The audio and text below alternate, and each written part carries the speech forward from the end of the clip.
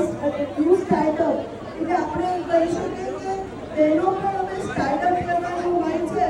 ઇન્ડિયામાં હવે કોઈ જગ્યાએ પાછળ નથી અને મને બહુ ખુશી થઈ આ બહેનોને જોઈને અને ખૂબ શુભેચ્છા આપું છું ઓર્ગેનાઇઝેશનને કે સ્લીપવેલ ફાઉન્ડેશનને કે જેનું આટલું સરસ ઓર્ગેનાઇઝ કર્યું અને જે બહેનોએ અહીંયા સ્ટોલ કર્યા છે એમને પણ ખૂબ શુભેચ્છા આપું છું કે એમના જીવનમાં ખૂબ પ્રગતિ કરે અને એમનો બિઝનેસ છે એ ખૂબ આગળ વધે એવી મારી શુભેચ્છા છે. અસ્તુ જય ભારત જય હિન્દ.